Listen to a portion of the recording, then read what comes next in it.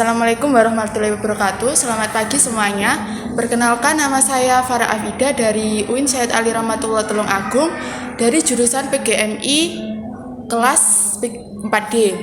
Di sini saya akan mewawancarai guru MTSN 2 Mojokerto dengan Ibu siapa? Bu Endar. Bu Endar. Di sini saya dengan Ibu Endar akan membahas tentang inovasi pembelajaran berbasis teknologi untuk meningkatkan pembelajaran siswa di sini. Ibu, bagaimana kabarnya? Alhamdulillah sehat.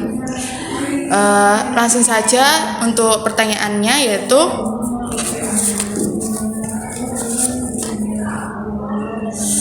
bagaimana penyebab dibuatnya inovasi tersebut? Inovasi pembelajaran. Inovasi yang berbasis teknologi tersebut. Yang berbasis teknologi. Iya. Yang pernah saya pakai selama ini mungkin kuisis untuk soal-soal, ya. Itu biasanya anak tertarik karena penyajiannya menarik dan mereka kan harus membawa HP. Kemudian juga pernah menggunakan aplikasi Classpoint. Classpoint itu juga mereka interaktif. Ini tidak hanya untuk soal tapi juga bisa untuk menerangkan pelajaran, tapi menggunakan HP. Jadi bisa interaktif. Motivasi saya untuk memakai inovasi itu supaya anak lebih menarik atau lebih tertantang untuk terlibat langsung dalam pembelajaran. Itu motivasi yang paling utama saya, supaya merangsang anak untuk terlibat langsung, terlibat penuh dalam pembelajaran. Kemudian kapan dibuatnya inovasi tersebut? Inovasi tersebut dibuat bila saya memang memerlukan. Misalnya waktu dulu pas membuat puisi itu memang saya ingin latihan soal yang anak-anak langsung bisa ketahuan nilainya, kemudian mereka langsung bisa merespon jawaban mereka yang mana benar, yang mana yang salah, seperti itu. Kemudian kalau waktu aplikasi Classpoint itu saya memang harus tahu dulu bagaimana caranya. Jadi saya mengikuti dulu bagaimana caranya membuat Classpoint untuk pembelajaran. Dan saya membuatnya untuk mereka waktu masuk ke awal materi pembelajaran naratif, atau kalau saya kan mengajar bahasa Inggris, naratif teks itu dengan menggunakan Classpoint itu saya berikan dulu mereka gambar-gambar yang berkaitan dengan naratif teks, misalnya contoh-contoh dongeng yang mereka pernah ketahui. Kemudian mereka bisa langsung menuliskan misalnya the title of the story, misalnya judulnya itu apa, do you know the story, do you know about the story, and what is the title of the story. Itu mereka bisa langsung menuliskannya, terus terlihat langsung di layar HP mereka karena menggunakan Classpoint. Siapa yang terlibat dalam inovasi tersebut? Tentu saja saya dan anak-anak, saya dan siswa. Terus bagaimana cara awal pembuatan inovasi ini? Pembuatan inovasi ini ya tinggal download aplikasi Classpoint, kemudian menyiapkan materi atau pertanyaan pemantik untuk siswa yang bisa disajikan kepada siswa supaya mereka langsung ke materi. Kan kita ngajar tidak langsung ke materi, harus ada pertanyaan pemantik dulu. Nah, itu bisa dituliskan di layar sehingga nanti anak-anak membawa HP, kita pakai laptop, itu yang kita sajikan di laptop bisa langsung ke HP-nya anak-anak. Kemudian bagaimana cara menggunakan inovasi tersebut? Kalau enggak ada laptopnya bagaimana saya bisa merasakannya? Ya ada caranya sendiri nanti. Kita buka aplikasi Classpoint-nya, kemudian nanti akan ada fitur-fiturnya yang bisa kita masukkan. Misalnya kita mau fitur itu nanti untuk membuat soal pemantik, nah kita bisa masukkan pertanyaan ke anak-anak langsung via written atau via tulisan yang mereka bisa langsung menjawab di HP-nya. Kemudian nanti misalnya jawaban mereka itu ada yang benar, langsung akan keluar misalnya saya berikan bunga-bunga atau apa, jadi mereka akan ada rewardnya.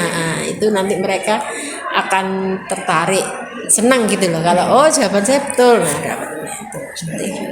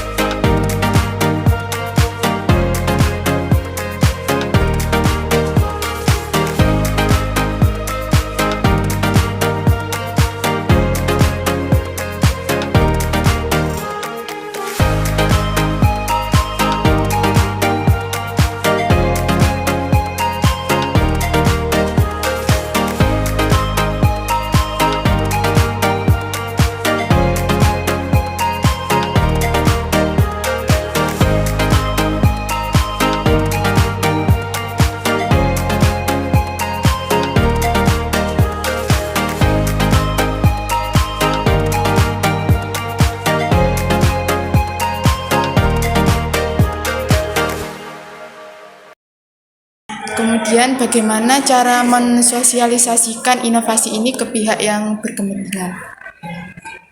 Memang kalau pakai aplikasi ini juga kita harus menyiapkan diri dulu. Saya juga dulu sebelumnya itu mengikuti kelas untuk kelas poin ini juga.